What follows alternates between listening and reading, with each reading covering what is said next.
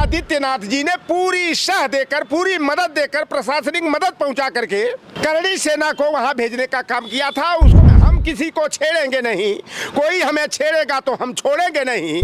किसी की हिम्मत नहीं हुई। अखिलेश यादव की आंख निकालने की बात कर रहे थे। अरे बेईमानो, जो हमसे टकराएगा चूर चूर हो जाएगा। अभी तो देखो, हीरो पर दो कहावत कही जाती थी, हमको याद आ गई। रामजी लाल सुमन के सम्मान में अखिलेश यादव एक अहीर के बेटा जब खड़े हो गए तो ये करणी भरणी सेना वालों को छिपने का रास्ता और ठौर खोज रहे थे। जंग की ऐलान, अब ये धर्म युद्ध है, सामाजिक न्याय का युद्ध है। सपा सांसद रामजी लाल सुमन द्वारा राणा सांगा पर दिए गए विवादित बयान का विवाद थमने का नाम नहीं ले रहा है। पहले राजपूत करणी सेना के लोग 12 तारीख को आह्वान किया कि पूरे देश से राजपूत और क्षत्रिय समाज के लोग आएंगे और उसके बाद रामजी लाल सुमन के घर कूच करेंगे। तमाम तरह की जो बातें हुई उनके द्वारा, उनके युवाओं द्वारा, नाक काट लेने की, जीभ काट लेने की, कट्टा लहराया गया और तलवारें लहराई गई। ये सब आपने 12 तारीख को देखा। उसके बाद अखिलेश यादव ने 19 अप्रैल को आह्वान किया था कि 19 अप्रैल को अखिलेश यादव रामजी लाल सुमन के घर आगरा जाएंगे, उनके परिवारीजनों से मिलेंगे, हालचाल जानेंगे। अखिलेश यादव के पहुंचने से पहले ही आगरा की जो सड़कें थी वो नीले और लाल झंडों से पट गई और हर तरफ, हर रोड, आगरा को जाने वाला हर सड़क जाम थी। और इसी पर बातचीत करने के लिए हमारे साथ लौटर राम निषाद जी हैं। इनसे बात करेंगे कि दावा ये भी किया जा रहा है कि लगभग 10,000 गाड़ियों के साथ अखिलेश यादव आगरा पहुंचे थे और 10,000 गाड़ियों में भीड़ कितनी रही होगी इसका अंदाजा आप स्वयं लगाइएगा। देखिए, पहली बात मैं बता दूं कि जो 12 अप्रैल की क्षत्रिय राजपूत करणी सेना ने जो दावा किया था 5 लाख जो है क्षत्रियों का जमावड़ा करेंगे, और उसमें जो है कि 5,000 से ज़्यादा जो है कि कहा जाए तो जो करणी सेना जिसको कहा जाता है उसके कार्यकर्ता नहीं थे। जो कार्यकर्ता थे, चाहे उत्तर प्रदेश सरकार के माध्यम से, हरियाणा सरकार हो, राजस्थान, मध्य प्रदेश और आपके गुजरात सरकार ने भारतीय जनता पार्टी और उसके अनुषंगिक संगठनों के लोगों को यहाँ पर भेजने का काम किया था। और विशेष करके उत्तर प्रदेश के मुख्यमंत्री जो दिल्ली और लखनऊ के इंजन में टकराहट चल रही है, तो अपना जातीय वर्चस्व दिखाने के लिए योगी आदित्यनाथ जी ने पूरी सह देकर, पूरी मदद देकर, प्रशासनिक मदद पहुंचा करके करणी सेना को वहां भेजने का काम किया था, उसको बल प्रदान करने का काम किया था।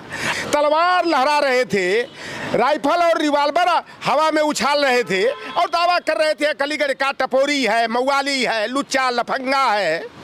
उसने दीपक चौहान ने कहा कि अखिलेश यादव को जो गोली मारेगा उसको 5 करोड़ का इनाम दूंगा। खाने का ठिकाना नहीं, सुबह खाया तो शाम की चिंता है, जब तक दलाली न कर ले, ठगी न कर ले इधर उधर का। फिर बाद में उसने बयान दिया कि जो अखिलेश यादव का जीभ काट करके लाएगा उसको मैं 5 करोड़ का संगठन की तरफ से मदद पहुंचाऊंगा। देखो, परसों दिन प्रेस कॉन्फ्रेंस करते हुए हमारे नेता तो माननीय अखिलेश यादव जी ने कहा कि भाई वहां भीड़ लेकर नहीं जाना है, लेकिन ये समाजवादी पार्टी और दलित सांसद के सम्मान में अखिलेश यादव के प्रति जो जुनून है हमारे नौजवानों की लाख बना करने के बाद पूर्वांचल के लोग तो गए नहीं, 17-18 हजार जो है कि वहाँ गाड़ियों का जनसैलाब फिर भी चला गया। पश्चिमी उत्तर प्रदेश का 3-4 जिले का, 5 जिले का अगर अखिलेश यादव आह्वान कर देते तो वहाँ कई लाखों की भीड़ का जमावड़ा हो जाता।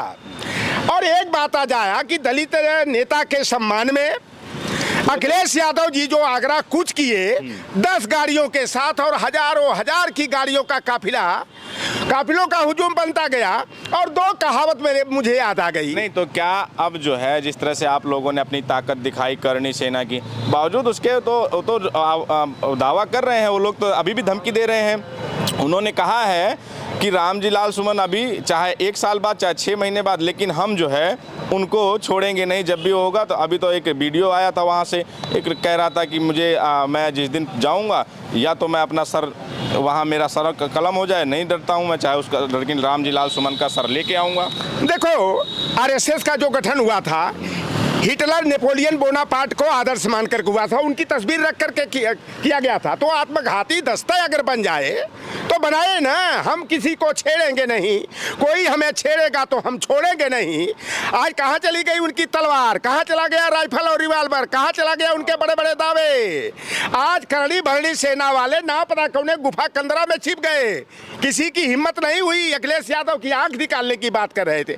अरे बेईमानो, जो हमसे टकराएगा चूर चूर हो जाएगा। अभी तो देखो हीरो पर दो कहावत कही जाती थी, हमको याद आ गई आज अखिलेश यादव के आगरा जाने पर कि जैसा कि कहा गोवर्धन अंगुली टिके और रुके इंद्र के नीर, अभय चिंता वो का करे जाके मीत अहीर। तो देखो भैया, राम जी लाल सुमन के सम्मान में अखिलेश यादव एक अहीर के बेटा जब खड़े हो गए तो ये करनी भरनी सेना वालों को छिपने का ये रास्ता और ठौर खोज रहे थे। और एक बात और कही जाती है, अहीर मितैया तब करे जब कुल मित मर जाए। इसका ये अर्थ का अनर्थ करते हैं, लेकिन असली अर्थ क्या होता है, जब कोई किसी की मदद न करे तो अहीरे के ठौर चले जाओ, अहीर आपको निराश करके जो है कि आपको नहीं वापस करेगा।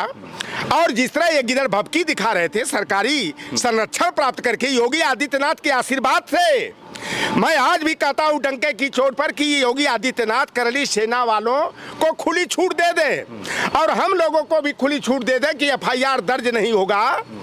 और हम लोग जो है आमने सामने, एक तरफ करनी भरनी सेना और एक तरफ नारायणी और एकलव्य सेना, और हो जाए दोनों का आमना सामना, ये करनी सेना जो है मरणी सेना बन जाएगी। ये तलवार ऐलान कर रहे हैं। अरे जंग की ऐलान, अब ये धर्म युद्ध है, सामाजिक न्याय का युद्ध है। और आज देखे उनकी तलवार की जगह, उनके राइफल रिवाल्वर की जगह वहाँ बाबा साहेब भीमराव अंबेडकर के संविधान में विश्वास रखने वाला नीला झंडा, तो एक तरफ जो है क्रांति का प्रतीक और हमारी हरियाली का प्रतीक। उत्तर प्रदेश सरकार को खींच के तमाचा मारा जा रहा है। उत्तर प्रदेश सरकार जो है चुप्पी साधे हुए है।